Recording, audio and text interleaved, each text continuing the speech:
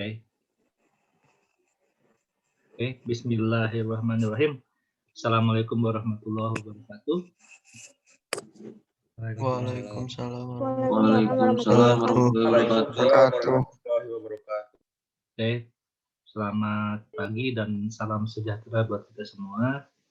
Pada kesempatan ini, hari ini ya, tanggal 7 Desember 2020, kita akan masuk kuliah hidrologi dengan bahasan pertama adalah, sebenarnya intinya adalah analisis frekuensi hujan. Yang akan saya sampaikan di sini itu adalah terkait dengan periode ulang, terus bagaimana menganalisis hujan rencana, dan prosesnya bagaimana gitu ya, dan kita latihan bagaimana menganalisis suatu hujan rencana. Nah, bahasan minggu depannya adalah terkait dengan uji kecocokan atau kita tes lah hasil hujan rencana kita, apakah itu bisa digunakan atau tidak. Ada beberapa metode nanti akan saya sampaikan. Nah, sebelum saya mulai, tolong absen itu di e-learning dilakukan, kemudian bahan juga saya sudah sampaikan di e-learning, dan hari ini di Zoom juga, saat ini di Zoom saya akan coba screenshot, tolong dibuka videonya dulu, saya akan screenshot kehadiran di Zoom ya.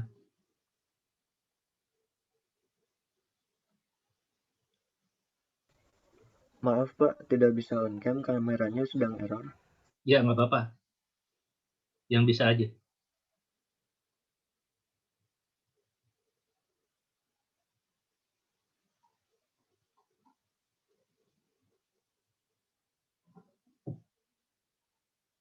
Oke, saya hitung sampai bentar.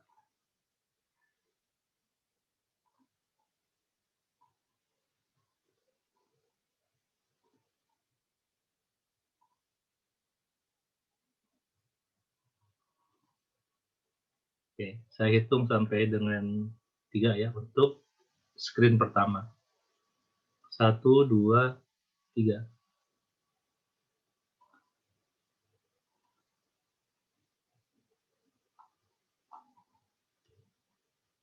Terus screen kedua,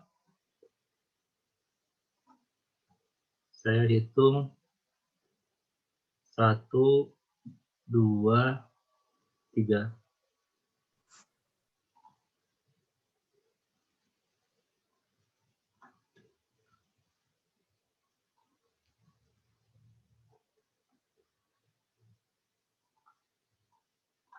Oke, kita sekarang mulai ke bahan ya.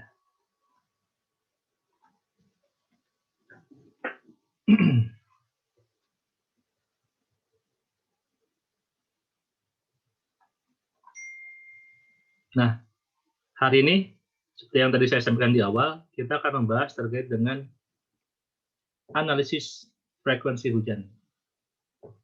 Ya, analisis frekuensi hujan.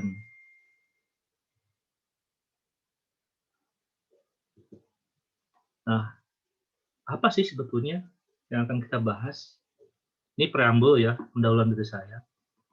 Ketika Anda mempunyai atau Anda merasakan gitu ya, rasakan dari tahun ke tahun, dari hari ke hari, dari jam ke jam, hari ke hari, terus minggu ke minggu, bulan ke bulan, ternyata si hujan itu tidak seragam ya setiap waktu gitu ya. Fluktuatif, bisa kecil, bisa besar, bisa kecil sekali, artinya tidak ada hujan sama sekali, artinya kemarau. Bisa sedang-sedang saja hujan ya, hujan biasa gitu. Tidak menyebabkan sesuatu yang ekstrim.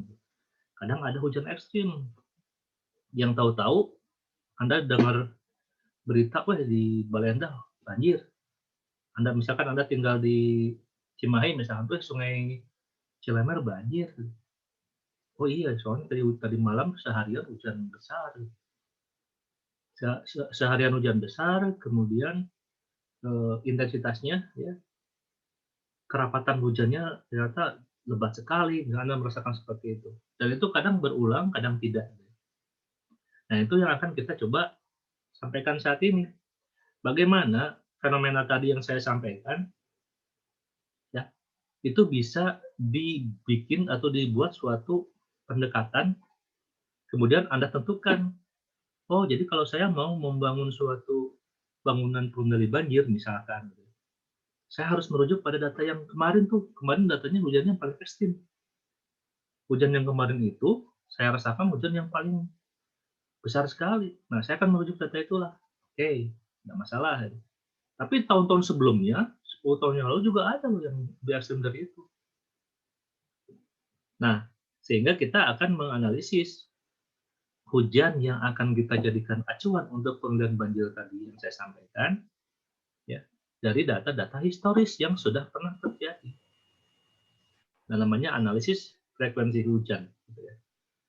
Di mana analisis frekuensi hujan ini sebetulnya adalah ada 2 item yang akan kita coba sampaikan. Yang pertama adalah meramalkan frekuensi hujan. Jadi kita akan meramalkan, memprediksi berapa kali hujan yang akan terjadi. Ya, si hujan dengan nilai tertentu berapa kali terjadinya dalam suatu historis data ke depannya gitu ya, bukan historis data ke depannya, data berapa tahun mendatang gitu ya, hujan itu akan terjadi berapa kali. Dan juga kita akan meramalkan berapa tinggi hujan, ya, berapa tinggi hujan berencana sebetulnya. Nah, terkait dengan 2 hal di atas, sebetulnya ilmu hidrologi itu ada 2 sebetulnya yang bisa dijadikan acuan. Pertama adalah teknik hidrologi, ya, Anda bicara teknik hidrologi, dan yang kedua adalah terkait dengan scientific hidrologi.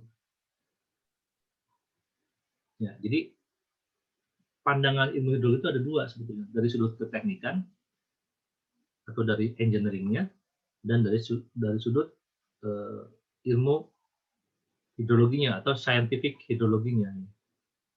Nah, khususnya itu dilihat dari sudut pandang keteknikan. Jadi ada dua pandangan berbeda ya terkait dengan hidrologi.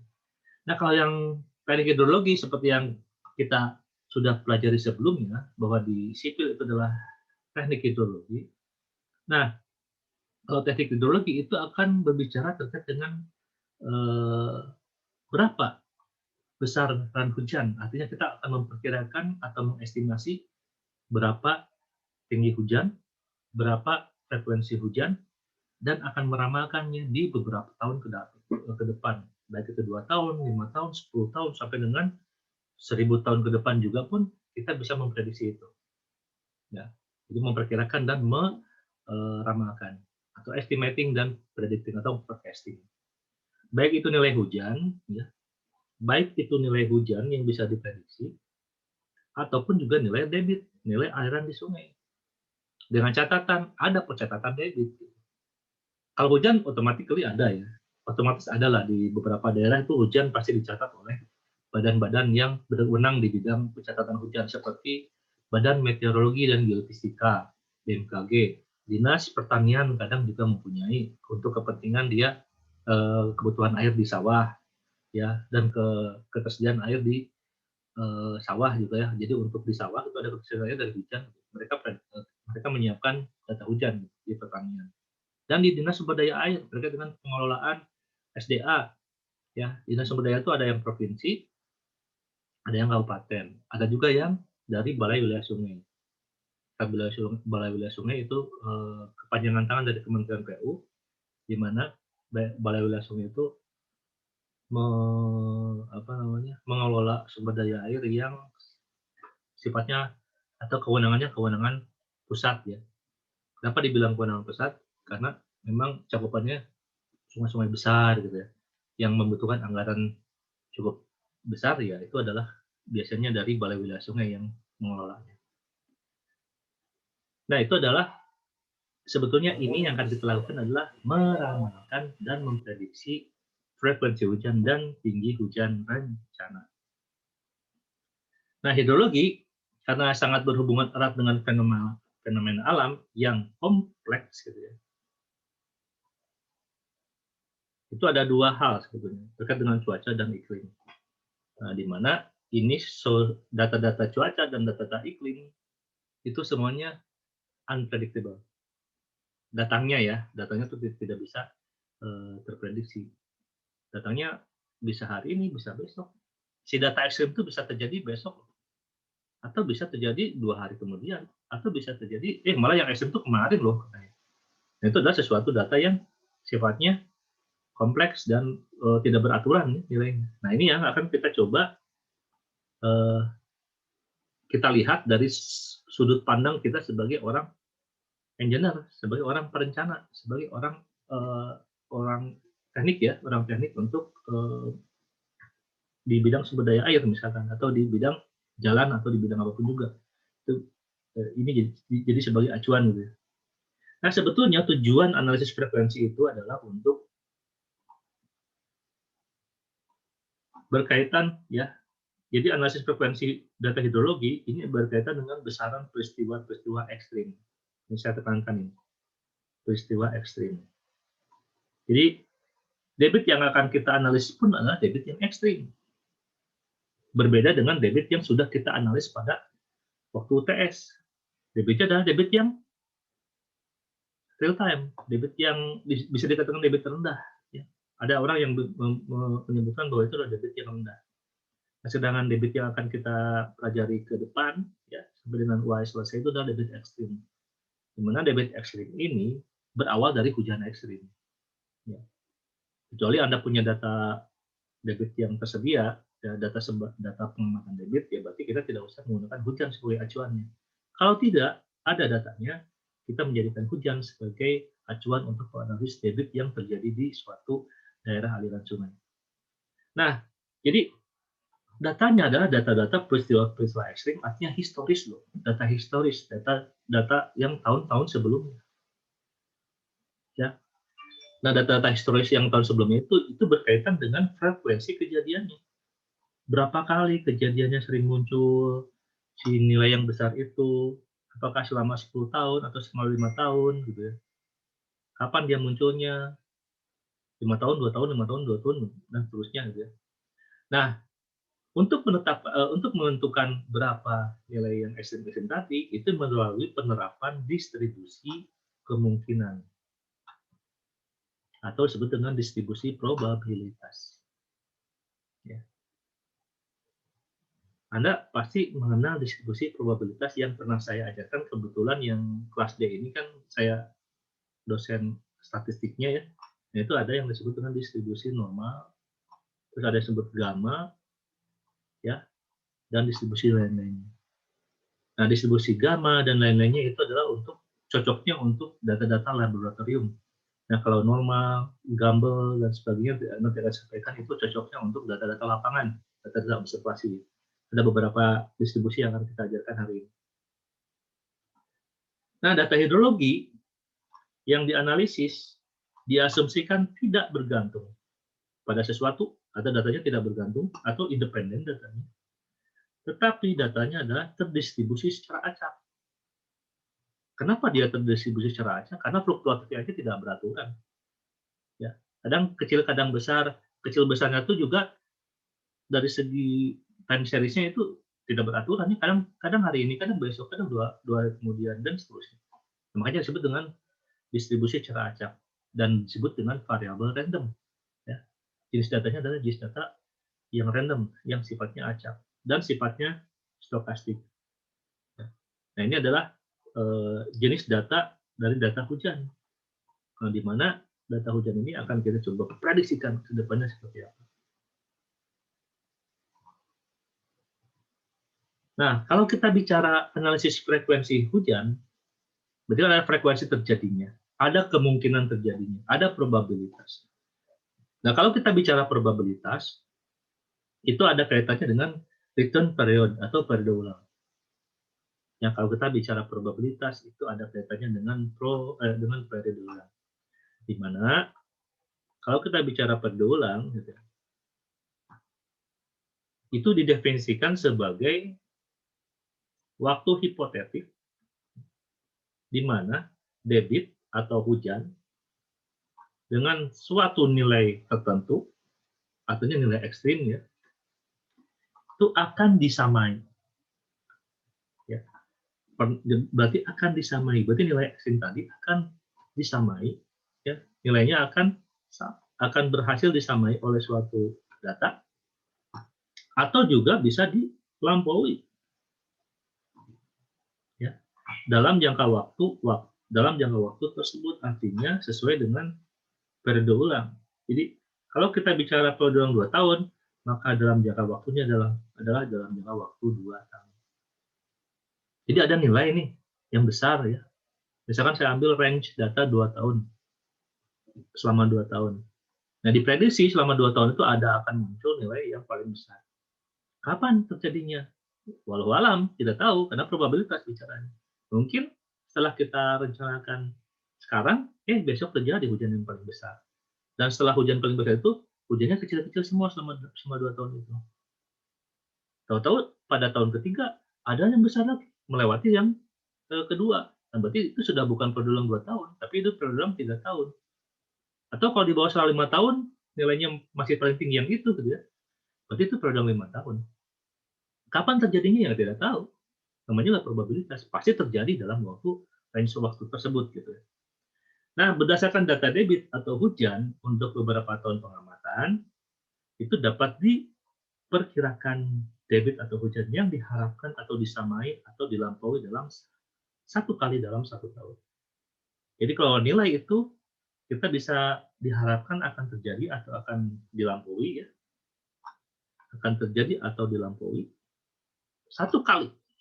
Jadi dalam range waktu periode ulang, dalam range waktu tertentu yang tadi saya sampaikan akan terlampaui atau sama. Nah, itu adalah nilai periode ulang. Nah, nilai-nilai tadi disebut dengan hujan atau debit periode ulang T tahun, atau bisa disebutkan dengan debit atau hujan T tahunan. Misalkan hujan dengan periode ulang 2 tahun atau hujan 2 tahunan. Nah, itu istilahnya seperti itu biasanya ya. Cara penulisannya R2 tahun, R2 atau R2TH, silakan lah. Mana yang prefer buat Anda. Nah, ada suatu formula yang mengkorelasikan antara probabilitas dengan periode ulang. Jadi kalau suatu kejadian, ya, kalau kita bicara suatu kejadian atau peristiwa akan terjadi dalam 1 tahun, dia mempunyai bentuk formulanya, ini adalah probabilitas dan ini adalah 1/T. Jadi ada hubungannya antara probabilitas dengan periode ulang. Kalau ini bicara kita 1 tahun, terjadi dalam 1 tahun. Nah, probabilitas tidak terjadinya debit dengan periode ulang T tahun berarti kan 1 dikurangi T. Kan kita tahu bahwa jumlah probabilitas semuanya adalah 1 gitu. Jadi kalau kumulatif distribusi function ya itu sama dengan 1. Nah, apa? Anda harus ingat dulu ya, kita belajar probabilitas density function dan kumulatif distribusi function. Total dari kumulatif distribusi function adalah 1. Atau jumlah probabilitas dalam suatu kemungkinan itu adalah nilainya 1.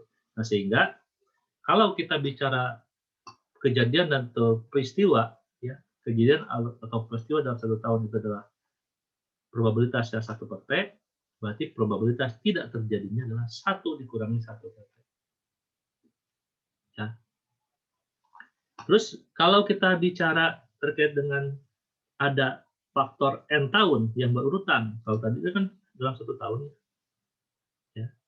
Nah, kalau dalam N tahun yang berurutan, di mana N ini adalah terkait dengan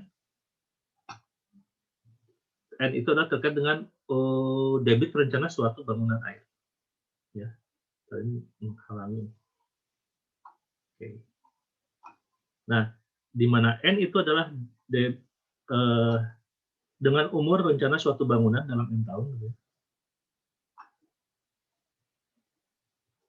Ya.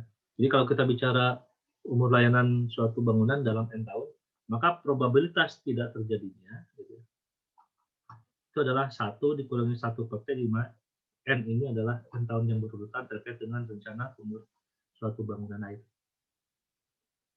Nah, formula ini juga akan didekati atau akan menghasilkan suatu nilai resiko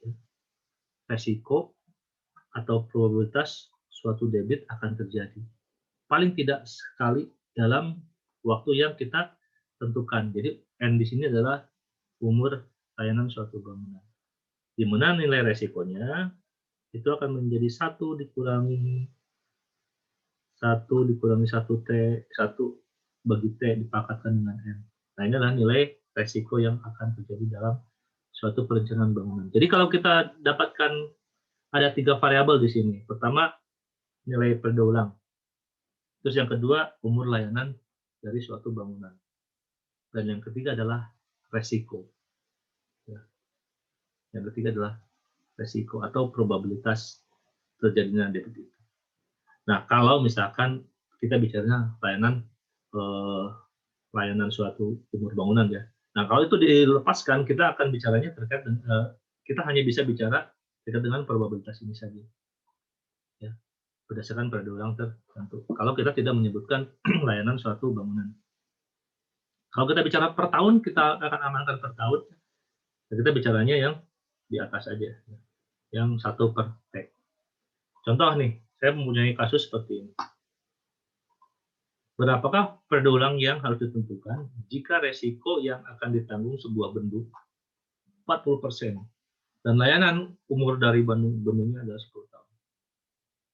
Jadi N-nya 10, kemudian resikonya adalah 40%. Jadi si resiko itu berarti bahwa si debit yang kita rencanakan itu akan terjadi dalam persentase 40%. Ya. Berarti 60% gagalnya. Jadi diharapkan 60% adalah tidak terjadi. Tapi 40% diharapkan terjadi. Berapa periode ulangnya?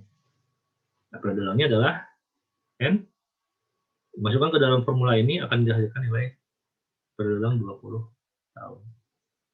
Kalau kita bicara ada faktor layanan, ya ada faktor layanan 10 tahun. Tapi kalau tidak ada faktor layanan 10 tahun, kondisinya berapa resiko, ya berapa probabilitas terjadinya debit yang akan kita analisis kalau kita bicara periode ulang 20 tahun. Nah, kalau periode ulang 20 tahun, probabilitas terjadinya adalah 1 dibagi dengan 20. Berapa nih? Ini kali 100 bagi 20, 100 bagi 20, 5 ya. 1 per 5 ya. 0, berapa? 1 per 20 berapa? 0,05 ya? Iya, Pak. 0,5, Pak. 0,5 ya? Ya, Pak. 0,5 berarti 50% ya? Loh kok? Ya, Pak. Berarti 50%. Ya. Jadi kalau kita tidak ada yang disebut dengan N tahun. Nah, selanjutnya, jadi dari apa yang sudah saya paparkan tadi ya. Jadi kalau kita bicara frekuensi hujan, analisis frekuensi hujan itu adalah besarnya kemungkinan suatu besaran hujan yang disamai atau dilampaui. Sudah saya kasih tadi di awal sudah disampaikan. Yang saya akan sampaikan di sini adalah hal ini tidak terkandung pengertian bahwa kejadian tersebut akan berulang secara beraturan setiap berulang tersebut. Artinya tidak ada siklus. Jadi ketika terjadi pada tahun 95 misalkan nilai yang paling besar dan kita bicara periode 5 tahun, berarti 5 tahun ke depan tahun 2000 gitu ya, 5 tahun ke depannya 2000 misalnya. Itu akan nilainya akan sama. Bukan berarti seperti itu. Kadang nilai yang maksimum pun terjadi, itu mungkin akan terjadi pada tahun 96 misalkan, atau 97. Ya. Atau 98. Ketika sudah 98 sudah terjadi nilai besar, dia tidak ada terjadi lagi sampai dengan tahun 2000. Berarti 5 tahun itu tidak terjadi pada tahun 2000. Nah, berarti tidak ada yang namanya siklus ya, yang namanya tidak ada berulang secara aturan. Secara teratur berulang tidak seperti itu ya, berulang. Jadi dalam jangka waktu tertentu nilai yang besar itu yang menjadi nilai acuan, bukan pengulangan ya. Itu yang saya sampaikan di sana. Nah, kemudian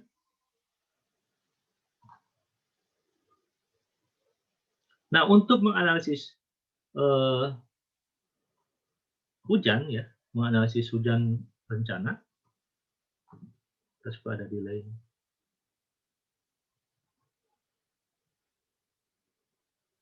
Oke. Menganalisis frekuensi itu memerlukan series data hujan yang diperoleh dari pos penakar hujan baik yang manual maupun yang otomatis. Jadi untuk menganalisis frekuensi hujan kita butuh data historis sebelumnya. Ya. Nah, data historis sebelumnya ini menjadi acuan untuk menganalisis besaran dari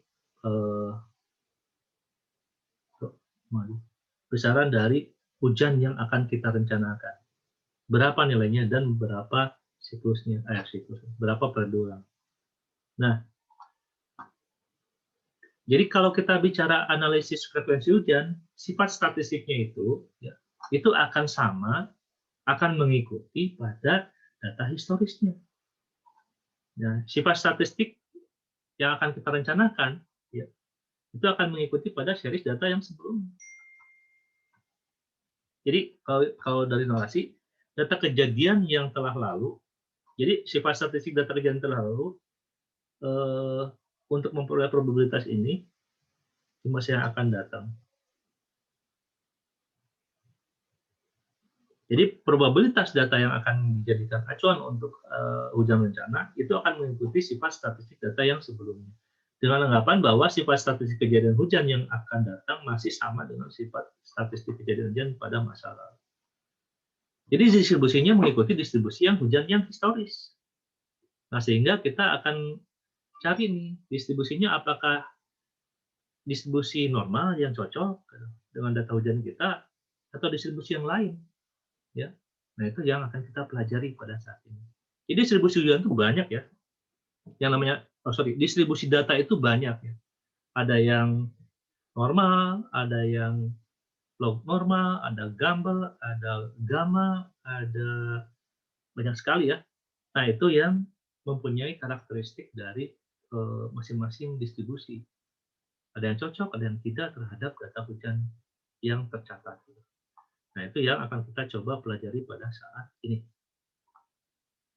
Nah, kalau kita bicara periode ulang di Indonesia, gitu ya, kalau kita rujuk dari Departemen Pekerjaan Umum atau PU, gitu, contoh nih, kalau kita bangun bendung di sungai yang besar sekali, contoh besar sekali, misalkan Cisadane, gitu ya, kemudian ada Citanduy, Citarum, itu kan ada sungai-sungai yang besar.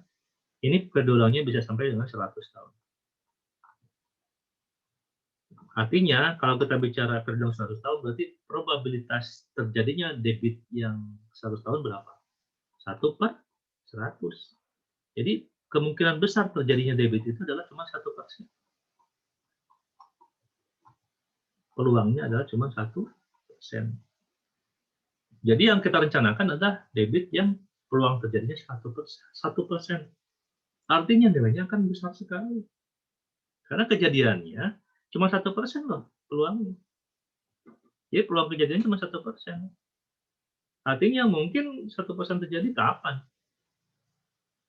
Kita tidak tahu. Sepanjang 100 tahun ada data yang paling besar. Kapan terjadinya? Kita nggak tahu. Tapi kita prediksikan itu akan terjadi. Walaupun dia peluangnya cuma 1%. Jadi tidak. Yang namanya peluang, yang namanya kemungkinan, ya pasti terjadi walaupun itu 1%. Ya. Saya katakan ya, sungai dimanapun juga di dunia, itu pernah terjadi banjir. Sudah didesain oleh orang sedemikian rupa, tapi tetap banjir. Pernah sekali sungai itu akan mengalami banjir. Itu adalah event dari alam ya. Event dari alam, sehingga kita membutuhkan suatu probabilitas untuk menghitungnya. 1% udah kita desain 100 tahun gitu ya, tapi terjadi banjir juga. Ya itu yang terjadi banjir itu ya 1%-nya itu. Terus kalau kita dikaitkan dengan gagal desain, tidak. Pak, berarti kita gagal desain dong kalau kita misalkan rencanakan tanggul. Nih, coba nih, ya tanggul misalkan di daerah penting ya, di daerah kota misalkan, kita menggunakan periode 25 tahun. Tapi tahu-tahu tanggul itu jebol. Apakah kita gagal desain? Tidak. Karena kita bicaranya probabilitas terjadinya. Ini adalah 1/25. Berapa persen? 4% ya. Jadi memang ada 4% yang kemungkinan besar terjadi. Dan ternyata terjadi, sehingga tanggul kita terlewati oleh muka air. Bukan berarti kita gagal desain, karena kita bicara suatu data yang sifatnya masih probabilitas. Kalau terlampaui, kalau misalkan tanggulnya itu tahu-tahu kondisi kering saja ambruk, ya berarti itu gagal desain atau pelaksanaannya yang kurang bagus. Itu dari segi konstruksinya ya. Nah, kalau dari segi debit yang terjadi, banjir dan karena faktor dari probabilitas terjadinya muka air di sana, ya atau debit di sana, itu tidak merupakan suatu kegagalan desain. Oke, selanjutnya ini kita akan masuk pada data ya. Data yang digunakan dalam analisis frekuensi hujan adalah data harian maksimum dalam 1 tahun. Disebut dengan R24. R24 max. Nah, ini bedanya dengan analisis debit andalan adalah dari datanya. Kalau debit andalan yang kita analisis adalah data bulanan atau data setengah bulanan.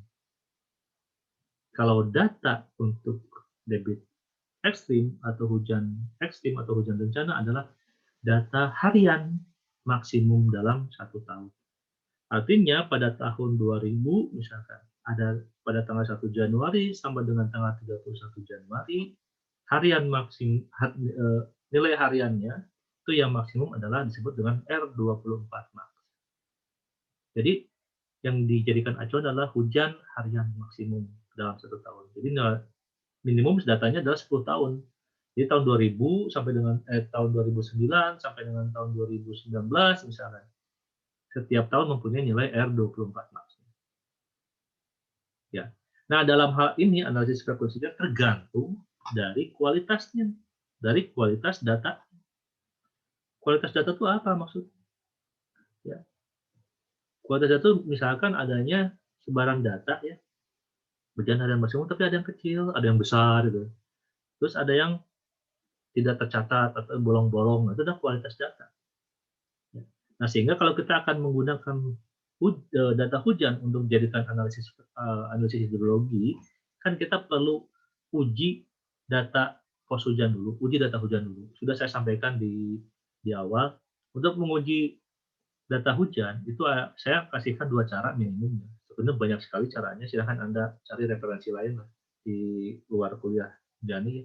Cara untuk menguji kualitas data hujan. Yang kemarin saya sampaikan adalah ada yang disebut dengan kurva massa ganda, dan juga adalah untuk menganalisis terkait dengan outlier ya, uji outlier. Jadi kalau kurva massa ganda sebetulnya adalah untuk data hujan bulanan ya. Jadi kurva massa ganda itu digunakan untuk menguji kualitas data ya terkait dengan data hujan bulanan untuk debit andalan. Nah, untuk outlier itu adalah untuk menguji kualitas data dari data ekstrim ya, data harian maksimum gitu. Data harian maksimum itu kadang-kadang ada yang ekstrim rendah, ekstrim tinggi. Nah, itu ada nggak di range dari segi statistik itu namanya uji outlier. Itu juga sudah saya sampaikan kemarin. Dan panjang data. Jadi ada kualitas data dan panjang data. Nah, panjang data ini terkait dengan data historis ke belakang. Dan minimum itu adalah 10 tahun. Makin pendek data, itu makin besar penyimpangan yang terjadi. Penyimpangan di sini adalah distribusi dibandingkan dengan data yang real.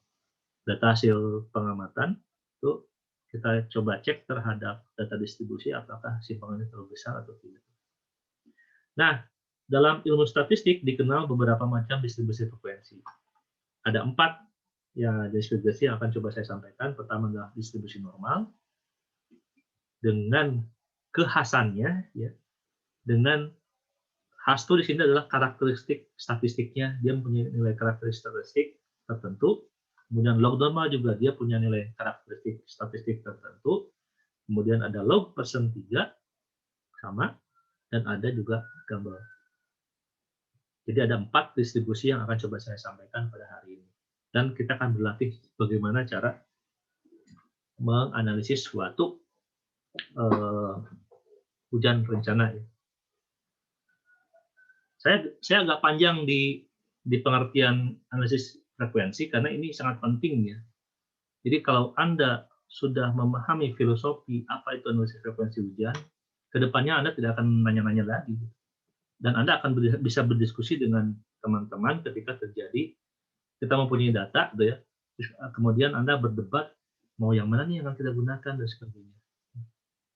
Jadi saya akan agak panjang di sini memang untuk meyakinkan ke Anda bahwa betapa pentingnya ya, yang namanya hujan rencana. Ketika Anda salah menganalisis hujan rencana, apa yang terjadi? Desain semua Anda gagal. Desain Anda gagal. Nah, ketika kita bicara hujan rencana, dan ada kaitannya dengan parameter das nantinya, yang sudah Anda analisis kemarin, ya, luas das, kemudian ada faktor lain, dan besok saya akan sampaikan faktor kehilangan air dalam suatu das. Nah, itu akan menjadikan suatu parameter yang mana parameter-parameter di parameter das itu nanti menjadi alat untuk uji kalibrasi. Jadi debit Anda yang hasil nanti ya, ke depannya Anda akan memasukkan suatu debit rencana. Itu akan terkalibrasi oleh parameter-parameter das. Banyak sekali lah yang saya akan kegunaan dari analisis frekuensi hujan ini. Nah, sehingga makanya saya agak panjang itu menjelaskan betapa pentingnya yang disebut dengan analisis frekuensi hujan. Nah, 4 metode yang saya tadi sampaikan ini, gitu ya, normal, log normal, log persen 3, dan gambar, tujuannya adalah untuk apa ya? Untuk memperkirakan nilai hujan atau nilai debit. Tapi yang ekstrim, ya, tapi yang maksimum. Kondisi yang ekstrim saja yang tidak wajar. Nah, sebelum kita melakukan analisis frekuensi hujan, kita harus menganalisis dulu parameter statistik yang dibutuhkan untuk analisis frekuensi hujan. Namanya juga analisis frekuensi ya, terkait dengan statistik, ya, probabilitas, ya, statistik dan probabilitas. Nah, parameternya adalah pertama rata-rata. Tidak akan saya bahas apa itu rata-rata. Terus ada simpangan baku, ya. Simpangan baku itu terkait dengan berapa sih simpangan antara nilai masing-masing data terhadap nilai rata-ratanya, ya. Nah, itu ada simpangan, namanya simpangan baku. Kemudian ada koefisien variasi. Sorry. Ini juga sudah pernah saya sampaikan, kebetulan saya mengajar statistik di kelas ini, itu adalah terkait dengan perbandingan antara standar deviasi terhadap nilai rata-rata. Ya, namanya nilai koefisien variasi. Nah, kemudian ada koefisien skewness atau koefisien kemencengan. Nah, koefisien kemencengan ini terkait dengan simetris atau asimetrisnya suatu distribusi. Ya. Kemencengan atau tidak mencenya suatu distribusi. Kemudian yang terakhir adalah koefisien kurtosis. Bentuk tajam atau datarnya suatu puncak dari distribusi.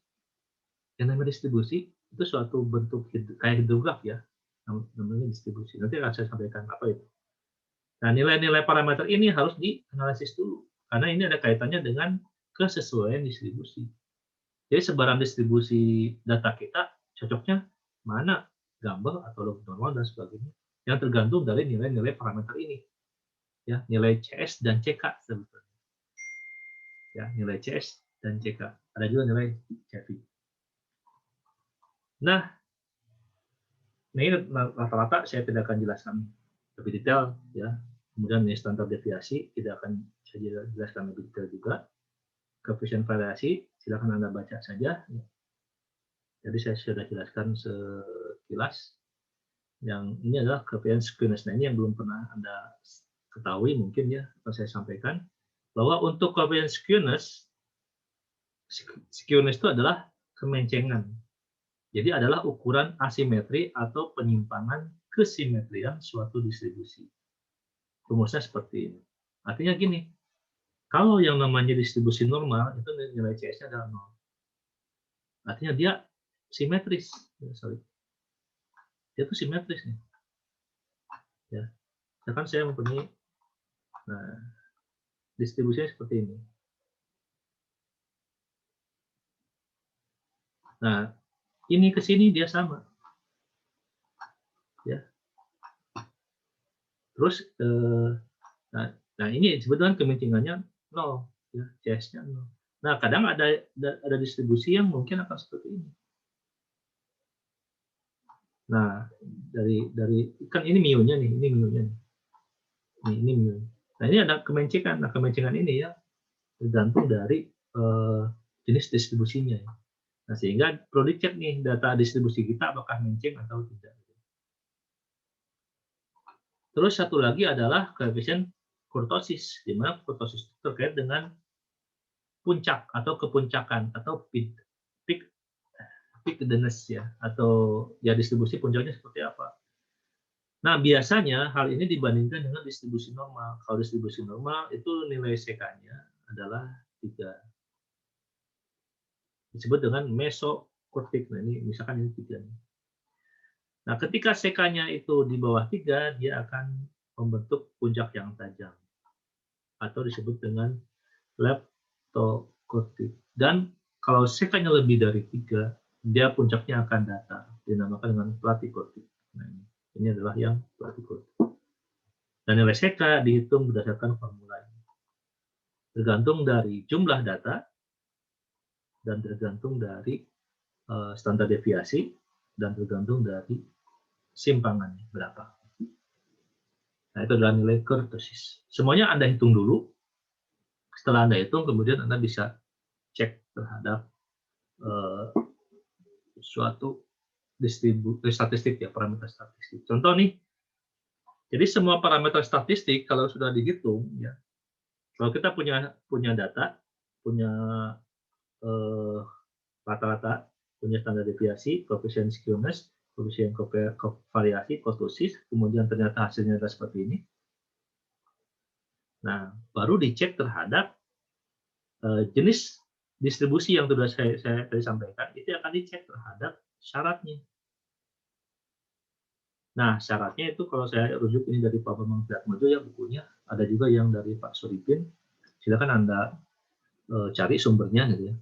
Saya ambil dari Pak Bambang Triatmojo. Ini CS misalkan CS-nya dapatnya 0,77, tapi kalau syarat untuk gambar itu adalah CS-nya itu harus di bawah dari 1,139.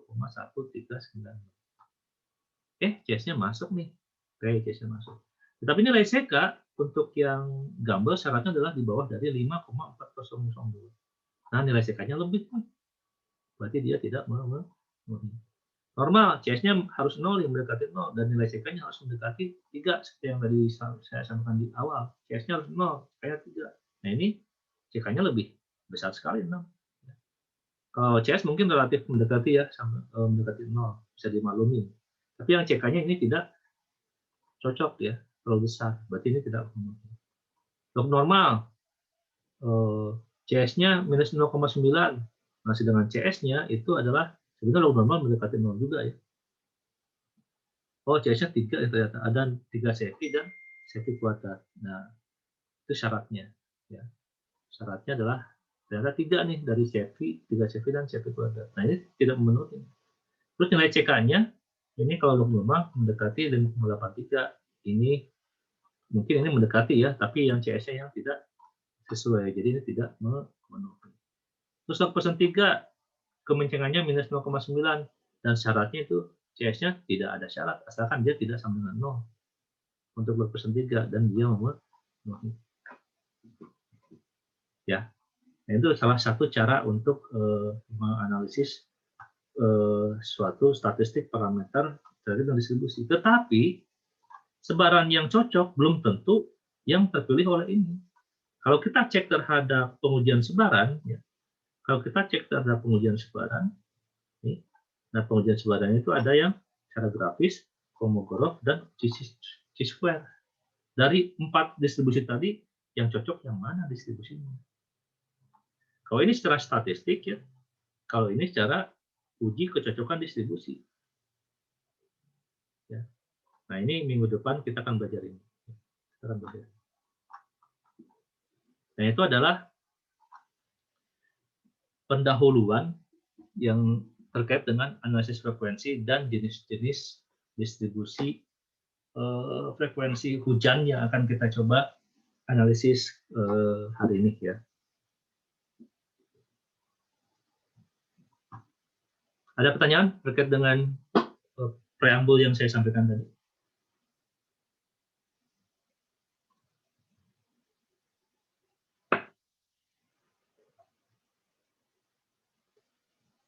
Tidak ada? Lanjut? Belum ada, Pak. Lanjut. Oke. Belum ada, Pak. Ya. Lanjut aja. Nah, baru kita akan masuk pada distribusi yang pertama, distribusi normal. Di mana distribusi normal ini atau disebut dengan kurva normal itu disebut juga dengan distribusi Gauss. Nah, PDF-nya probability density function-nya mengikuti formula ini. Ya. Yang mana di sini ada faktor eksponensial, ada kesimpangan ya, perbandingan antara data dengan rata-ratanya, kemudian tahu di sini adalah standar deviasinya dan sebagainya. Dan ini adalah interval datanya ya, minus tahingga sampai dengan tahingga boleh-boleh saja, tergantung berapa datanya. Ini kalau kita analisis berdasarkan kurvanya kan tidak mungkin. Bukan tidak mungkin, sulit sekali kita untuk menganalisisnya. Kan sudah disederhanakan dengan menggunakan simpangan baku. Dengan pendapatan standar deviasi baku.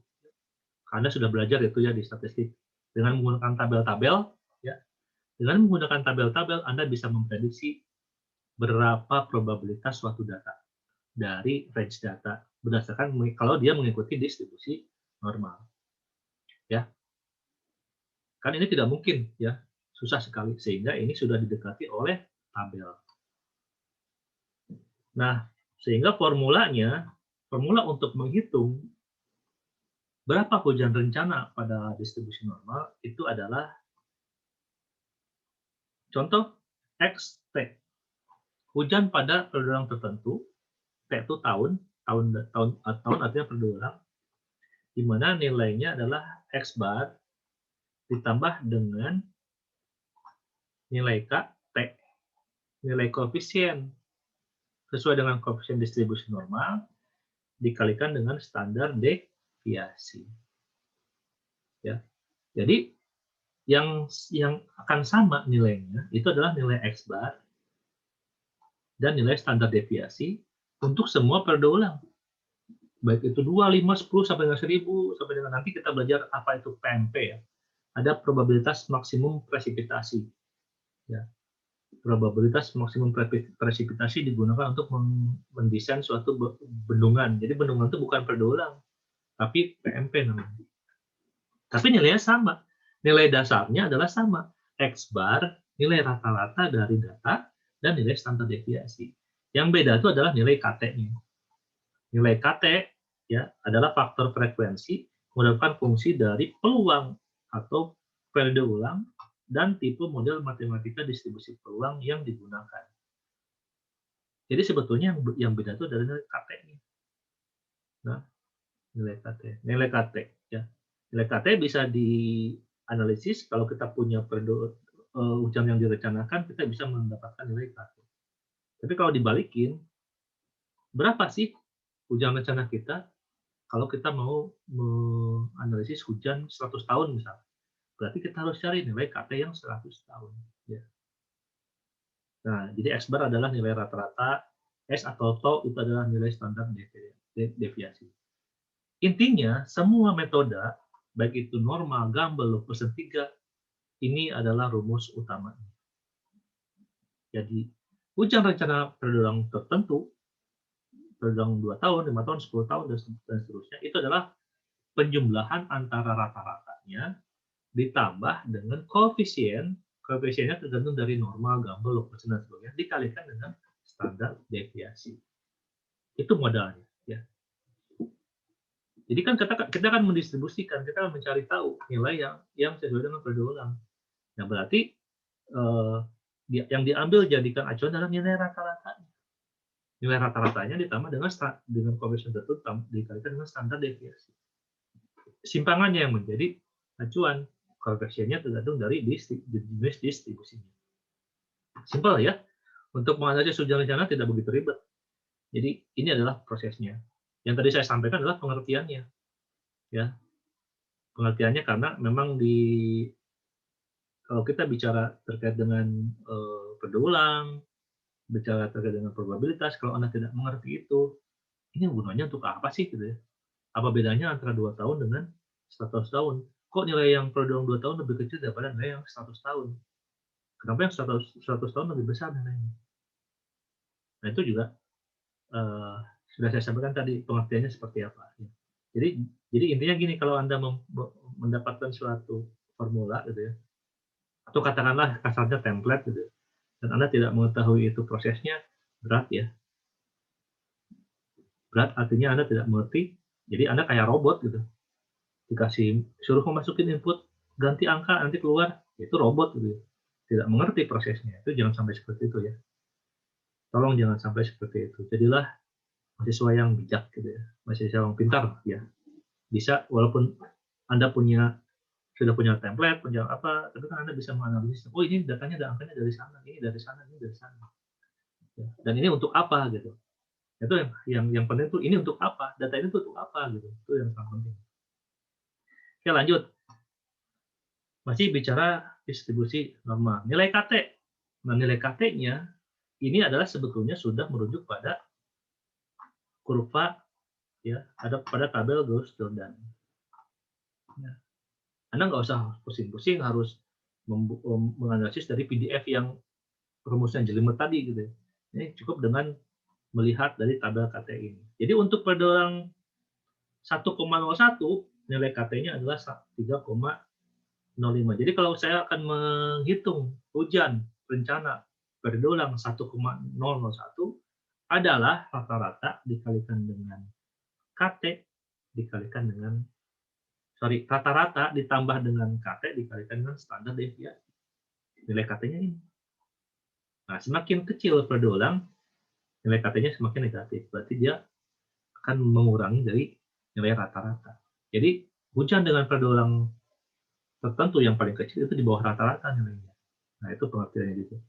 Semakin besar periode ulang, nilai KT-nya akan semakin besar. Ya. Di mana nilai KT ini adalah fungsi dari distribusi normal. Ada tabel standar deviasi baku. Ini dirujuk dari sana. Prosesnya tidak akan saya sampaikan di sini ya. Nah, kemudian apa itu log normal? Nah, kalau kita bicara log normal, intinya semua data yang data historis tadi kita rubah dulu menjadi log. Dan semua parameter statistiknya dari mulai nilai rata-rata, standar deviasi, koefisien skewness, nilai Cepheid, koefisien variasi, dan nilai kurtosis, semuanya dirubah menjadi log. Jadi datanya dirubah menjadi log. Jadi berubah menjadi nilai Y. Ya, semuanya dirubah menjadi nilai Y. Nah, makanya probabilitasnya, PDF-nya akan mengandung nilai unsur Y dan unsur nilai rata-rata Y. Bukan X. X itu adalah data awal. Nah, Y-nya itu adalah log-nya. Semuanya itu berdasarkan dari nilai log X. Makanya disebut dengan log normal. Ini analog dengan perhitungan distribusi normal gitu ya. Nah, ini adalah nilainya nih. Nilai hujan tahunannya, hujan periode ulang tertentu YT adalah mu, tetap mu itu adalah rata-rata ya, mu rata-rata dikalikan dengan KT-nya, dan dikalikan dengan standar deviasi. Nah, mu dan standar deviasinya ini sudah di-logkan datanya, data yang sudah di-logkan. Terus nilai KT-nya ini sama dengan nilai KT yang berdasarkan dari normal. Sama ya nilai KT-nya. Yang beda adalah nilai standar deviasi dan standar dari standar deviasi dan nilai mu-nya. Yang ini di-logkan dulu. Baru untuk mendapatkan nilai hujan tahunan, hujan berdasarkan periode ulangnya, baru setelah Anda dapatkan nilai YT, Anda anti-logkan. Jadi 10 pangkat YT akan mendapatkan nilai hujan rencana. Nah, simple sebetulnya ya. Nanti kita akan coba latihan. Selanjutnya adalah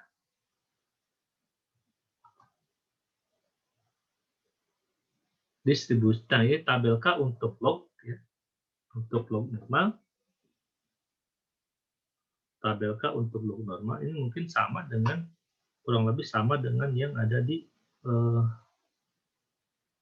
KTR ya, yang ada di KTR tadi. Tetapi untuk log normal ternyata ada koefisien variasi yang menjadi acuannya. Ya. Jika koefisien variasinya 0,1, maka nilai K untuk log normalnya untuk periode 2 tahun misalkan itu adalah minus 0,496. Jika koefisien variasinya 0,5, yang akan saya cari adalah periode 100 tahun, berarti ini adalah nilainya 3,3673. Nilai KT-nya ya. KT untuk log normal. Terus, nah, baru saya akan masuk ke distribusi yang ketiga. Distribusi yang ketiga adalah distribusi log persen 3, di mana sama dengan log normal, datanya adalah data yang harus dilogkan dulu. Ya, datanya harus dilogkan dulu. Jadi sini tuh data Y ini adalah log dari data aslinya. Ya. Dan Y bar ini adalah rata-rata dari data dari data yang sudah dilogkan, dan standar deviasi pun adalah data standar deviasi yang sudah dilogkan. Jadi ini adalah ke sini, Y bar adalah ke sini ya. Wah, Y bar nggak ada. Nah, ini oke. Nah, ini sehingga ini adalah rumusnya ya. Log XT sama dengan log X bar kalikan dengan standar deviasi. Standar deviasi adalah standar deviasi log. Intinya sama ya dengan log normal. Yang beda adalah nilai K-nya, tetap nilai K-nya yang beda. Ya kan? Nilai K-nya yang beda. Nah, nilai K-nya itu nilai K berdasarkan dari karakteristik log persen 3, di mana log persen 3 dia mempunyai koefisien kemencengan. Nah, koefisien kemencengannya dihitung menggunakan parameter rumus ini, dan karakteristik dari log persen 3-nya tergantung dari nilai koefisien kemencengan. Jadi kalau saya perlihatkan datanya, jadi sekali lagi kalau log persen 3 itu untuk menghitung nilai koefisiennya tergantung dari koefisien kemencengan ya, atau skewness. Jadi kalau kita lihat berapa nilai koefisien skewness-nya, ini ada statement ya bahwa metode log persen 3 itu yang paling data yang paling harus dilihat ya, sama lah ya. Ada harga rata-rata, ada simpangan baku, dan ada koefisien kemencengan, di mana koefisien kemencengan ini terkait dengan nilai K-nya. Ya. Kalau ternyata G-nya sama dengan 0, maka sebetulnya itu bukan distribusi log persen 3, tapi mendekati distribusi log normal. Ya, kalau dia kemencengan. Kemencengan itu ada yang notasi G, ada yang notasi CS, whatever yang mana aja silakan ya. Yang penting dia adalah kemencengan. Nah, langkah-langkahnya ya sama dengan tadi ya, ubah data menjadi logaritmik, hitung rata-rata logaritmik, hitung simpangan baku logaritmik gitu ya. Kemudian hitung koefisien kemencengan yang di logaritmik ini masih logaritmik ya semuanya. Terus baru hitung logaritmik hujan dengan periode T. Nah, di mana nilai K ini ya, nilai K ini adalah variabel standar atau standardized variabel yang tergantung dari nilai CS, nilai koefisien kemencengan. baru Anda bisa menghitung curah hujan dengan mengantilogkan nilai Y. Jadi ini di antilog itu 10 pangkat ya. 10 pangkat YP akan menghasilkan nilai hujan rencananya. Gampang ya. Terus ini adalah kan sudah banyak parameter-parameternya kan sudah dikasih ya. Sudah diberikan oleh beberapa buku, tinggal kita acu saja. Ini nilai koefisien kemencengannya dari +3 sampai dengan -3. Ya, ini ada beberapa nilai kemencengan. Ini adalah periode ulang 2 sampai dengan 1000 tahun. Nah, ini nilai kemencengannya. Ini bisa dirujuk. Pak, misalkan saya dapat nilai koefisien kemencengan 0,555, nah ada di sini, Anda interpolasi linear saja antara dua data ini. Tidak usah riweuh-riweuh ya. Dan Anda sudah belajar interpolasi aja dari dua data ini. Ya. Saya dapatnya 1,400, ya interpolasi saja dari data ini. Atau minus 1,1, interpolasi aja dari data ini. Ya, semua sudah disiapkan oleh tabelnya. Lanjut, Gumbel terakhir ini adalah distribusi Gumbel. Kalau Gumbel itu tidak dilogkan, ya. Gumbel seperti normal, jadi datanya data asli, ya. Tidak dilogkan. Formulanya sama, X bar ditambah standar deviasi kalikan dengan koefisien Gumbel, di mana nilai K ini adalah untuk Gumbel dipengaruhi oleh 3 parameter. Yang pertama adalah nilai YTR. YTR itu adalah reduce variate, jadi reduksi variasi yang tergantung dari periode ulang. Dengan formula adalah ln minus ln kalikan ln dari T dibagi T-1, di mana T ini adalah periode ulang yang kita rencanakan. Baik itu 2 tahun, 5 tahun, 10 tahun, 100 tahun, 1000 tahun, dan sebagainya. Terus ada faktor YN. Faktor YN ini adalah reduksi min, reduksi nilai dari rata-rata dengan mengacu pada jumlah sampel data. Ya. Acuannya adalah jumlah sampel data. Tabelnya terkait dengan sampel data saja. Jumlah sampel datanya berapa? Nilai YN-nya berapa? Jadi untuk setiap periode ulang, nilai YN dan nilai SN adalah sama. Karena adalah faktor dari sampel data saja. Terus SN, ya, SN adalah variabel reduksi dari standar deviasi. Variabel reduksi dari standar deviasi. Jadi yang tergantung juga dari jumlah sampel. Jadi nilai YN dan nilai SN itu untuk setiap periode ulang berdasarkan metode Gumbel sama. Yang membedakan adalah nilai YTR-nya, sehingga nilai K-nya akan berbeda-beda untuk setiap periode ulang. Oke. Terus ini adalah tabel untuk ini adalah tabel reduksi dari nilai rata-rata. Tabel reduksi dari nilai rata-rata yang tergantung dari jumlah data. Datanya dari minimum 10 tahun sampai dengan 100 tahun. Ini 10-annya dan ini satuannya. Jadi kalau saya punya data 25 data, jadi 25 data dia jadikan distribusi, data hujannya, ini adalah nilai YN-nya. Jadi 20 dan 5. 20 dan 5. Kalau dia 25. Kalau dia 95, 96 misalkan, ya berarti ini. Dia 96. Nah, berarti ini. Itu adalah untuk mendapatkan nilai YN. Nah, berarti nilai YN sebetulnya untuk setiap periode ulang sama ya. Nilainya sama. Begitupun untuk yang nilai SN. Analog dengan nilai YN, nilai SN pun dia akan sama setiap periode ulang. Karena dia terkait hanya dengan jumlah sampel data saja.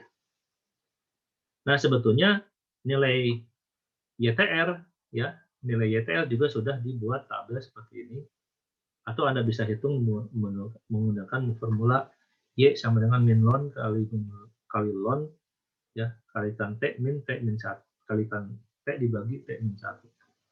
Nah, ini sudah ada yang sudah dibukukan nilai YTR-nya terkait dengan periode ulang yang sering digunakan. Ya.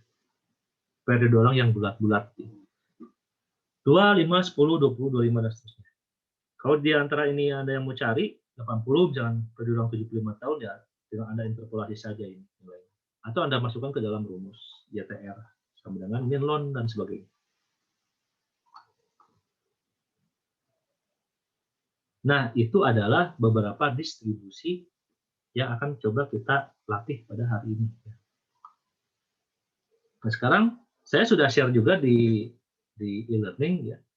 Jadi saya akan mencoba menganalisis suatu distribusi hujan dengan melihat data sebagai berikut. Jika saya punya sebaran hujan seperti ini ada data yang baik dan ada data yang kurang baik dari segi kualitasnya. Ya, yang pertama saya akan sampaikan ada data 3 pos hujan yang dekat nih. Ada Sungai Ipuh, Muara Laboh, Padang Aro. Ini posisinya di Solok Selatan ya. Kabupaten Solok Selatan di Sumatera Barat. Padang ke arah Bukit Barisan ya, ke arah utara. Nah, itu ada data Sungai Ipuh, Muara Laboh, Padang Aro. Ini range datanya dari tahun 2005 sampai dengan 2014 kurang lebih adalah coba saya cek ini berapa datanya. Berapa tahun ya? Saya count 10 tahun. Ada 10 tahun data. 10 tahun data. Kalau kita lihat sebaran datanya ya. Kalau saya cek nih datanya ya.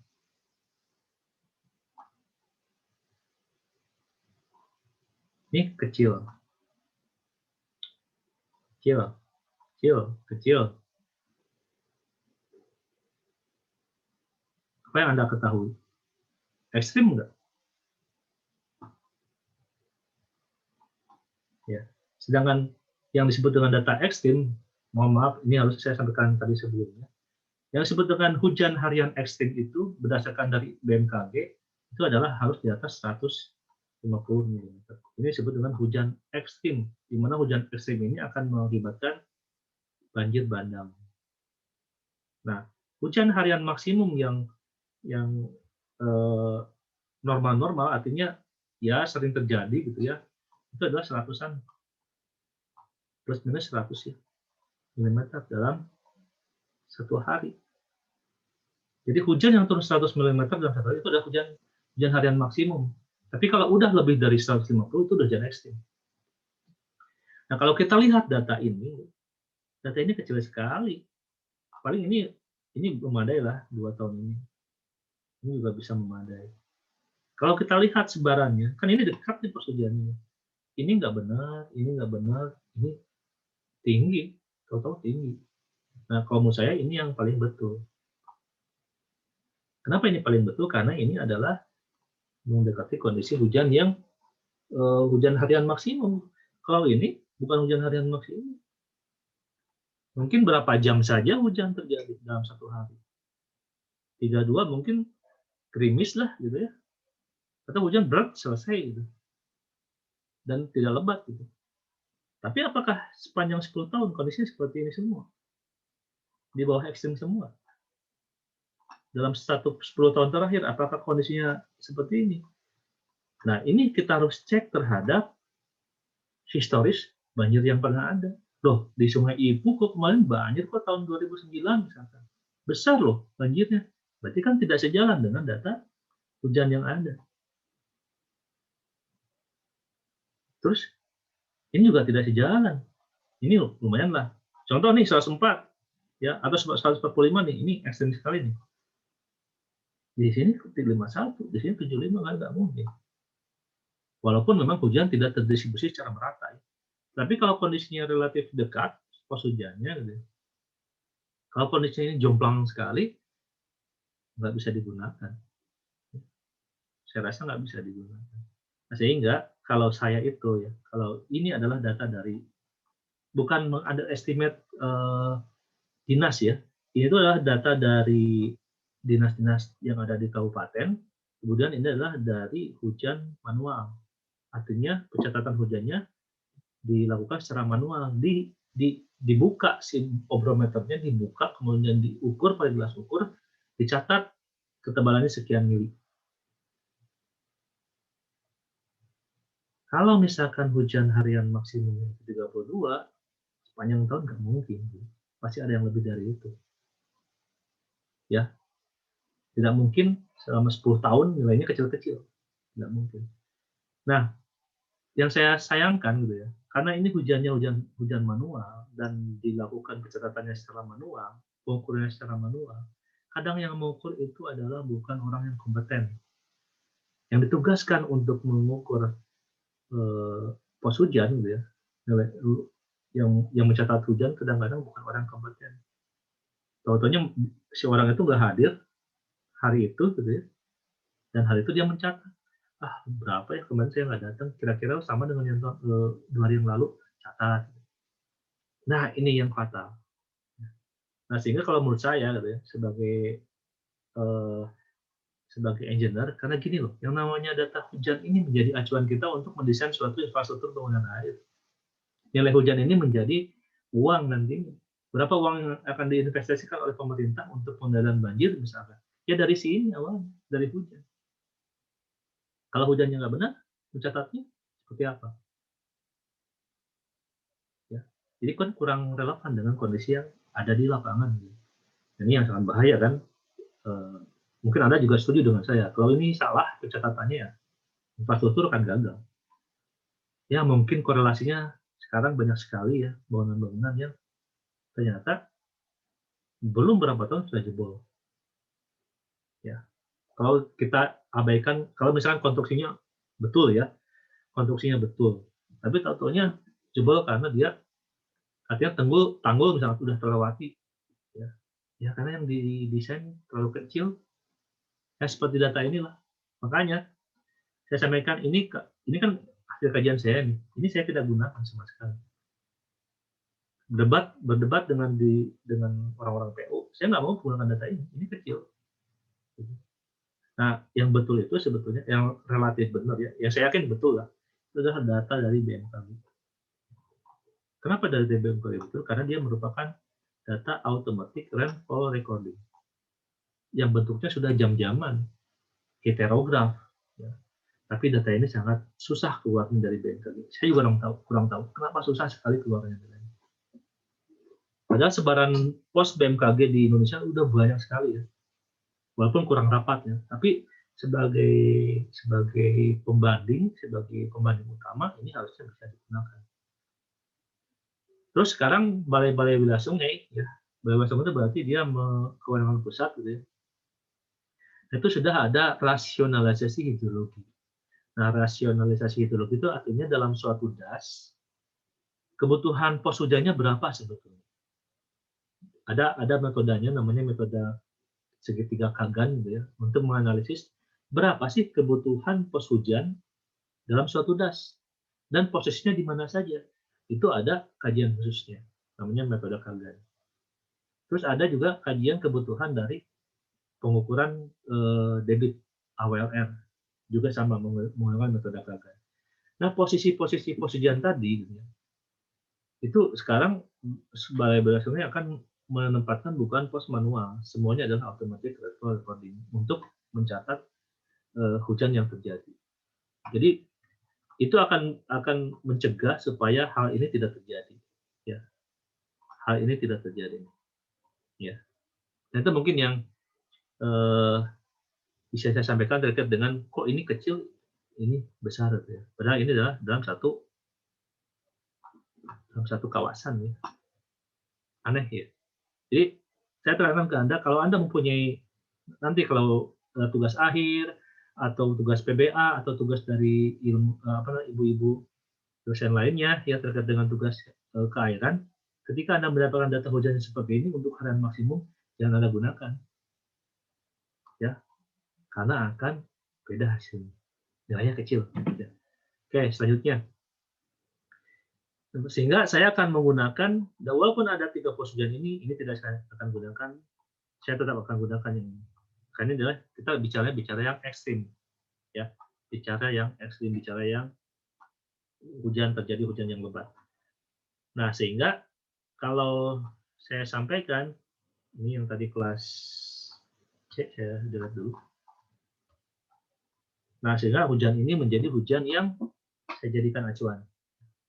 Hujan saya jadikan acuan dan lain. sebaran datanya.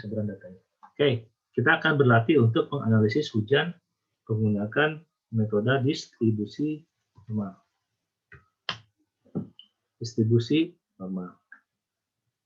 Nah, ini adalah historis data yang tadi saya sampaikan.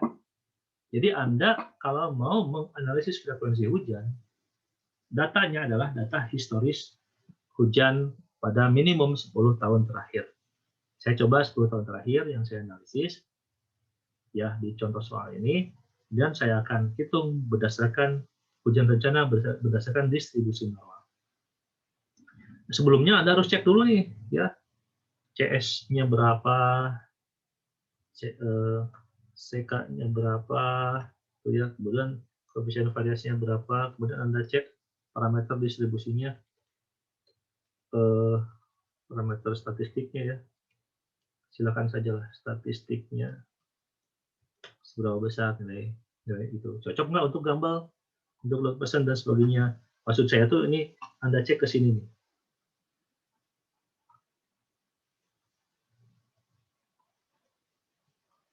Sebetulnya ke sini. Nah, ini Anda cek nih. Apakah dia cocok yang mana? Nah, ini. Ya, ini parameter statistiknya. Normal, CS-nya 0, mendekati 0, CK-nya 93, gambar ini, log persen 3 ini, log normal ini. Juga seperti yang tadi saya sampaikan di awal. Silakan Anda rujuk ini semua. Awalnya ya, sebelum ke analisis distribusi. Ini cek. Tapi walaupun ini sudah Anda dapatkan gambar sebagai distribusi yang terpilih, misalkan dari parameter statistik ini, jangan sampai di sini. Semua tetap harus analisis.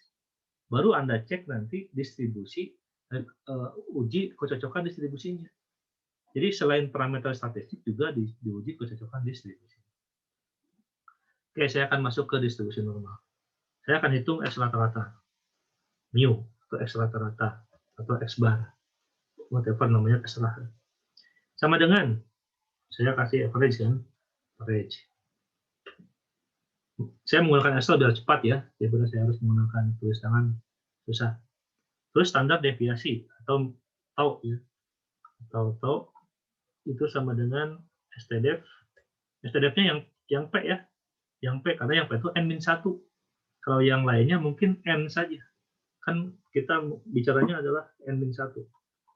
STDF ini, nah, dapatkan milimeter. Nah, ini menjadi patokan utama, ya, patokan utama. Terus kita akan mencoba untuk menganalisis hujan periode ulang. Ada yang request mau periode ulang berapa? Silakan.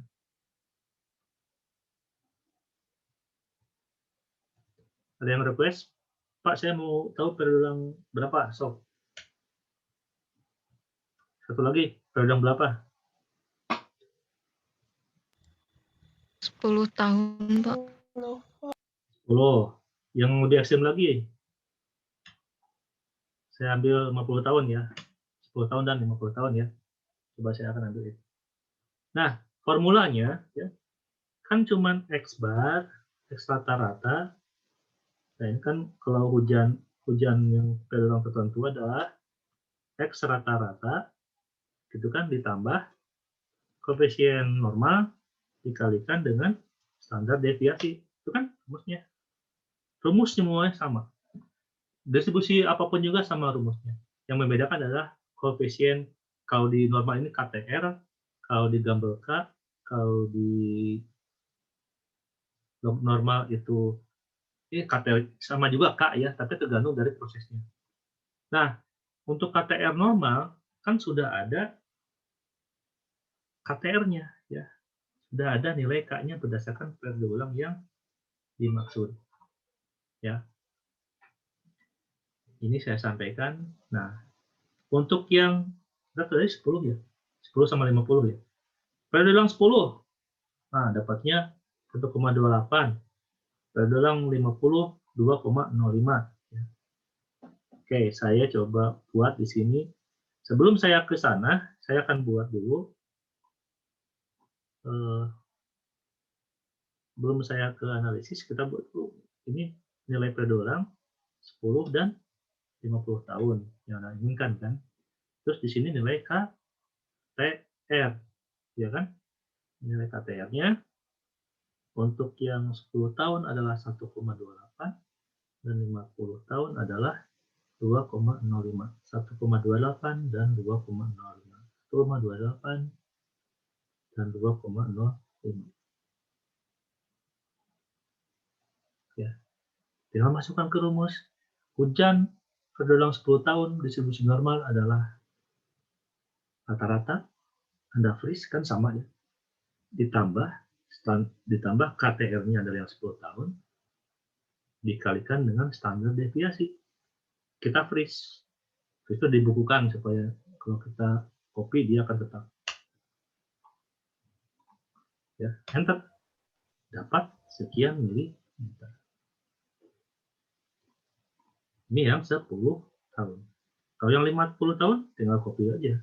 Dapat 167 mm. Kalau 100 tahun lebih besar lagi, 1000 tahun lebih besar lagi. Nah, ini probabilitas terjadinya berapa? Kalau yang ini adalah 1/10, artinya 0,1%. 1/10 ya. 0,1,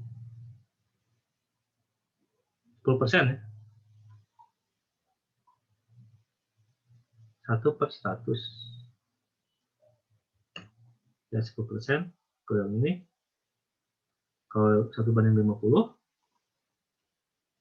2%. Jadi probabilitas terjadinya untuk yang 50 tahun adalah 2%.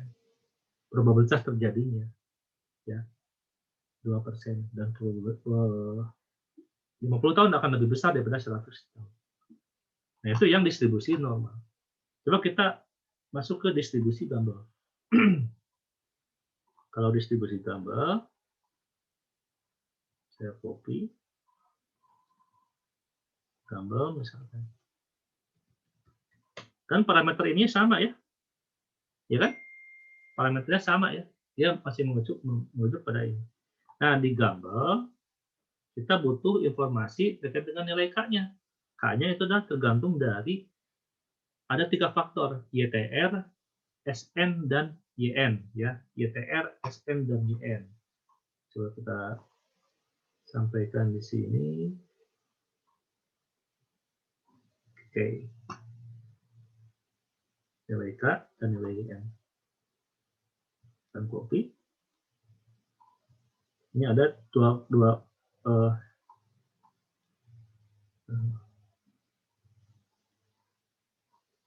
nah ini dua parameter ini menjadi acuan ya untuk distribusi Gumbel. Jadi saya akan coba buat tabel seperti ini. Karena X bar sama standar deviasinya sama ya, mengikuti pada yang data ini atau data ini sama. Ini kita hitung YTR, kemudian ada YN dan ada SN, YN dan ada SN.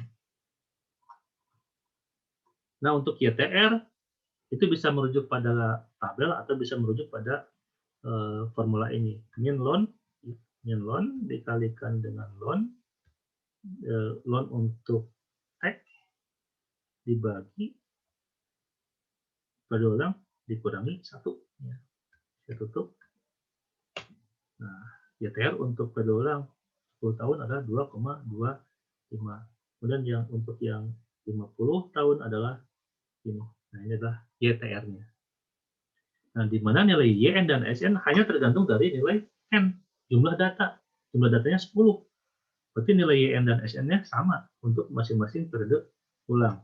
Jadi kalau kita lihat di tabelnya, ya, di tabelnya itu nilai YN karena ini 10 tahun kok delay, karena ini 10 tahun berarti nilainya 0,4952 untuk nilai YN.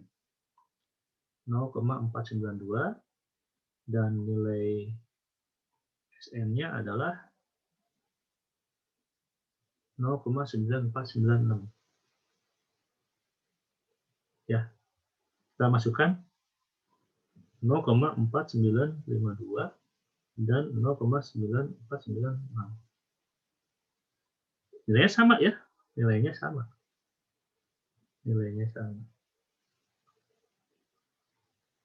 Nah, dari data ini kita bisa mendapatkan nilai K-nya. K-nya tinggal masukkan formula ini. Ya, formula yang ini. K sama dengan untuk periode ulang 10 tahun adalah nilai YTR kurung nilai YTR dikurangi nilai YN dibagi nilai SN. Nilai K-nya ada. Habis ini baru Anda masukkan X bar-nya dan standar deviasi dikalikan dengan nilai K-nya masing-masing didapati hujan periode ulang sesuai yang diinginkan. Ini kan sama nih. Ininya ya saya ganti sini. Nah, sehingga kita mendapatkan nilai hujan periode ulang 10 tahun dan periode ulang 50 tahun. Coba Anda lihat bedanya. Gemplang ya antara normal dengan jambal. Nah, makanya mana yang cocok? Nah, kita akan uji cara mengujinya, kita akan sampaikan besok. Terus untuk yang log, semuanya Anda logkan dulu ini. Ya, ini logkan. Ya. Oke, saya akan masuk ke template yang sudah saya buat. Ya. Nanti yang log akan ada di sana. Template yang saya buat, ya, ini adalah saya juga merujuk dari hasil dari teman di konsultan. Ya. Ada konsultan yang cukup bonafit. Ini hidrologinya cukup bagus juga. Sebetulnya template bukan bikinan saya, tapi saya modifikasi sedikit. Dan ini template ini sudah menggunakan rumus-rumus Excel yang advance gitu. Ya, ada VLOOKUP, kemudian ada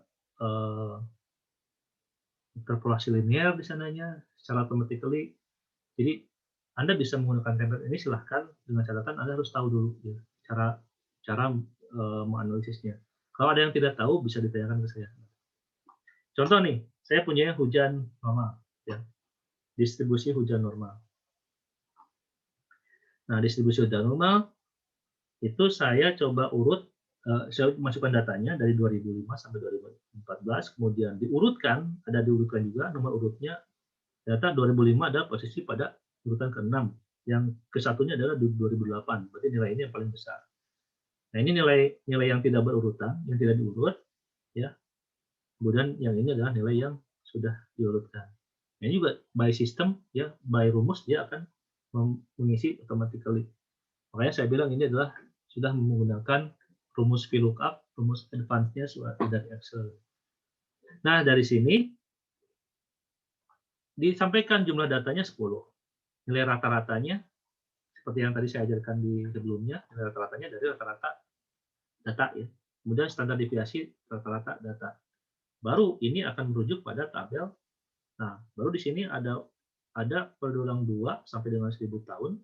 Ya. Jadi ada nilai KTR. KTR ini akan VLOOKUP ke tabel KTR normal. KTR normalnya yang ini. Ya, ini nilai KTR normalnya. Ini sama dengan yang di PowerPoint ya. Nilai KTR ini. Nah, ini ada yang disebut dengan VLOOKUP. Nah, VLOOKUP-nya adalah sesuai dengan tabel yang ada di sini. Ya, kita inginkan ini berapa nih? Terserah. Nah, jadi nilai KTR ini akan merujuk pada nilai kolom di kolom yang row 32 ini, jadi E32 ini, E32. Kemudian nilai E32 ini akan dicari sesuai dengan nilai E32 pada tabel KTR normal. Jadi dia akan mencari nilai KTR ini berdasarkan dari TR yang ada di dalam tabel ini. Ya. Namanya VLOOKUP. Silakan Anda pelajari VLOOKUP lebih detail secara mandiri ya. Jadi kembangkanlah diri Anda untuk memahami apa itu VLOOKUP.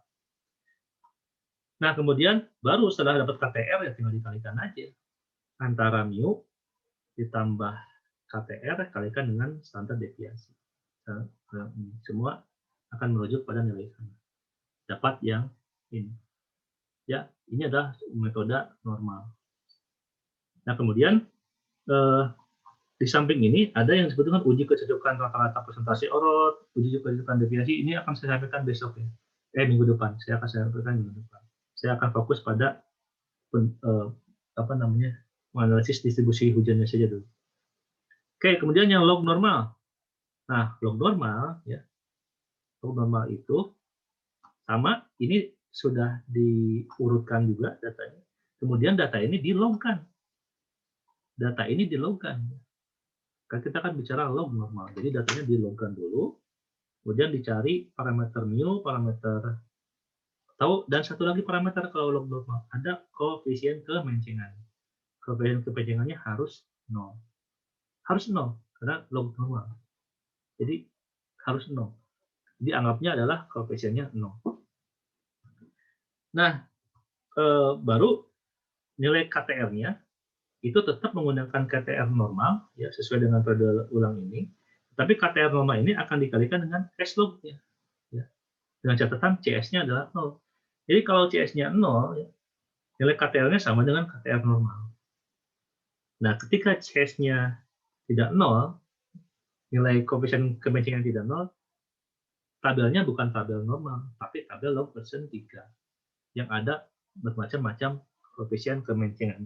Nah, kalau kemencengannya 0, bisa diambil di KTR, atau bisa diambil dari tabel log persen 3 yang 0. Nah, ini. Ya, sama saja ya. Silakan Anda cermati ini metodenya. Nah, baru setelah Anda mendapatkan nilai KTR berdasarkan periode ulang, yang dikalikan adalah S-log-nya. Standar deviasi log-nya. Kalikan ke sini. Nah, kemudian baru Anda mendapatkan log hujannya. Baru log ya. Log hujannya, yaitu rata-rata log dikalikan dengan koefisien KTR-nya dikalikan dengan standar deviasi log. Ya. Berarti tinggal rata-rata ditambah dengan ini. Ya, dapatkan log TR-nya. Baru untuk mendapatkan hujan rencananya, tinggal anti log 10 pangkat lognya. Ya. 10 pangkat lognya. Anda dapatkan nilai hujan masing-masing periode ulang. Ya. Oke. Metode yang lain, metode Gumbel. Metode Gumbel. Kalau metode Gumbel tidak dilogkan, ya. Kalau metode Gumbel tidak dilogkan. Jadi datanya adalah data yang asli. Nah, untuk metode Gumbel, tadi juga kita sudah praktekkan. Jumlah datanya 10, berarti nilai YN dan nilai YS ini sama. Untuk setiap periode ulang sama. Yang membedakan adalah nilai YTR-nya. Standar deviasi sama, mu juga sama. Ya. Kemudian, nah dari sini Anda bisa menghitung YTR berdasarkan dari periode ulang sesuai dengan kebutuhan. Terserah Anda mau 2, 5, 10, 20, 25, 30, 40, silakan saja. Terus nilai YTR-nya yang tergantung dari nilai TR, nilai periode ulang. Jadi min lon kalikan lon fungsi dari periode ulang ya. Terus nilai K, nah nilai K-nya itu tergantung dari nilai YTR dan nilai YN dan SN. Ya. Ini nilai K-nya sudah sesuai dengan formula. Nah ini YN, nilai K-nya. Baru Anda masukkan nilai hujan rencana untuk masing-masing periode ulang. Ya. Terus terakhir adalah ini ada persen 3, tidak akan saya bahas ya. Yang akan saya bahas adalah log persen 3. Nah, log persen 3 itu tergantung dari nilai CS-nya. Sama dengan log normal, cuman yang log persen 3 ini nilai CS-nya minus 0,383. Nah, minus 0,383 ini KTR-nya itu tidak merujuk pada log normal. Karena kalau tidak merujuk pada normal. Karena kalau normal CS-nya 0. Nah, kalau yang log persen 3, karena CS-nya minus 0,383, maka nilai KTR-nya harus dirujuk pada tabel KTR log persen 3. Nah, ini. Ya. Jadi, dia akan merujuk pada nilai tabel koefisien skewness. Dia minus 0,383, berarti di sini posisinya. Nah, di sini posisinya. Berada di antara dua nilai minus 0,3 dan minus 0,4. Berarti Anda interpolasi posisinya di mana. Ya. Nah, bagusnya template ini gitu ya. Template ini, kalau kita sampaikan ini merujuk pada nilai CS ini, ya, nilai CS ini. Nah, dia akan mencari data di tabel yang tadi tabel log persen 3, langsung dia automatically pertama merundown dulu Ya, dia akan membulatkan nilai menjadi nilai ke atas, dan ini posisinya nilai atas, dan dia akan membulatkan nilai ke bawah dari nilai CS-nya. Ya, berarti minus 0,383 di atasnya adalah minus 0,3 bulat ya, minus 0,3, dan minus 0,4 di bawahnya bulat juga ya. Jadi desimalnya cuma 1. Nah, kemudian nilai yang ini, nilai yang masing-masing per dolar itu dilihat ya, dilihat dari, harusnya ini VLOOKUP-nya ke tabel KTR. Ini tabel KTR ke sini, dia akan melihat ke sini. Lihat ke sini, nilai ini. Atau Anda copy paste manual juga silakan. Jadi 0,4 tinggal di copy, terus masukkan ke log persen 3 ini nilai yang pedolang 2 tahun untuk CS 0,3, 2 tahun untuk CS minus 0,4. Nah, baru didapatkan apa namanya, forecasting ya, diinterpolasi untuk mendapatkan nilai CS masing-masing, untuk mendapatkan nilai KTR berdasarkan koefisien minus 0,383. Nah, ini baru ini masukkan ke dalam tabel ini. Nah, ini masuk ke dalam sini. Ini semua masuk ke dalam sini. Nah, ini semua masuk ke dalam sini. Nah, sehingga ketika Anda menentukan nilai lognya, ya, nilai log TR-nya, tinggal nilai rata-rata lognya, ya, nilai rata-rata lognya ini ditambah dengan KTR ini dikalikan dengan standar deviasinya, dikalikan dengan standar deviasinya, akan mendapatkan nilai log TR ini. Nah, kemudian nilai log ini Anda antilogkan 10 pangkat log ini akan mendapatkan nilai parameter dari hujan rencana sesuai dengan perdolang yang Anda inginkan. Nah, itu adalah 4 metode distribusi hujan ya yang saya sampaikan. Kemudian saya juga sudah sampaikan juga template-nya. Mudah-mudahan ini bisa menjadi acuan Anda dalam menganalisis kebutuhan debit ekstrim atau hujan ekstrim di Unjani ya, terkait dengan nanti tugas akhir, PBA, atau misalkan drainase, atau misalkan sistem pengairan nantinya. Ini akan berbicara, yang dibicarakan di sini adalah hujan ekstrim. Ini akan berguna sekali template-nya, silakan Anda gunakan. Nah, ketika Anda sudah mendapatkan beberapa hujan rencana berdasarkan masing-masing distribusi, kemudian ini Anda harus uji kecocokan distribusinya. Nah, untuk menilai jenis frekuensi mana yang cocok digunakan dalam menetapkan hujan rancangan atau debit rancangan, maka dapat digunakan ada 4 uji. Pertama, uji deskriptor statistik CSCK, tadi sudah kita bahas. Serta yang paling, misalkan paling cocok adalah gambar atau log persen 3, silakan. Nah, kemudian ada juga uji kecocokan si kuadrat, akan membedakan simpangan maksimum yang terjadi. Kemudian ada uji scalar Kolmogorov terkait dengan plotting probabilitas antara probabilitas hujan, probabilitas data asli dengan probabilitas data hasil dari simulasi. Jadi ada uji simpangan Kolmogorov, dan terakhir ada uji simpangan kuadrat terkecil. Jadi 4 uji ini akan saya bahas minggu depan, ditambah lagi dengan kehilangan air. Jadi dalam hitungan debit ekstrim, sebetulnya air tidak semuanya akan menjadi run off, tapi ada yang hilang atau losses. Nah, lossesnya berapa? Ini yang akan kita bahas minggu depan. Jadi ada 2 bahasan minggu depan, yaitu uji kecocokan distribusi dan losses. Nah, terakhir nanti setelah losses akan Anda mendapatkan bagaimana menghitung debit banjir rencana. Dan terakhir ya, sebelum UAS, saya akan menyampaikan hack HMS ya. Jadi bagaimana menganalisis debit banjir rencana menggunakan program hack HMS. Anda download dulu nanti. Ini gratis ya, open source. Anda download hack HMS-nya. Kemudian di sini pun nanti akan ada delineasi batas das secara automatically oleh hack HMS. Jadi banyak jalan menuju Roma untuk mendelineasi batas das ya. Salah satunya dengan hack HMS. Nah, itu akan saya sampaikan di akhir dari perkuliahan hidrologi sebelum UAS. Mungkin itu yang bisa saya sampaikan pada kesempatan ini ya, terkait dengan kuliah hidrologi di kelas D ya. Mudah-mudahan ini bisa bermanfaat, terutama di keairan ya, karena sekali lagi ini adalah nyawanya, yang namanya analisis frekuensi hujan itu adalah nyawanya perencanaan bangunan air. Kalau ini salah, apa yang terjadi Anda sudah bisa memprediksinya. Kalau Anda salah menganalisis ini, apa yang terjadi? Ya, gagal semuanya. Oke, mudah-mudahan ini bisa bermanfaat. Kalau ada pertanyaan, simpan saja, nanti saya bisa disampaikan minggu depan ya. Terima kasih atas perhatian teman-teman. Semoga tetap sehat dan semangat. Saya tutup dengan ucapan Alhamdulillah. Wassalamualaikum warahmatullahi wabarakatuh. Waalaikumsalam warahmatullahi wabarakatuh. Terima kasih, Pak. Terima kasih, Pak. Sama-sama. Terima kasih Pak. Waalaikumsalam. Ya Pak.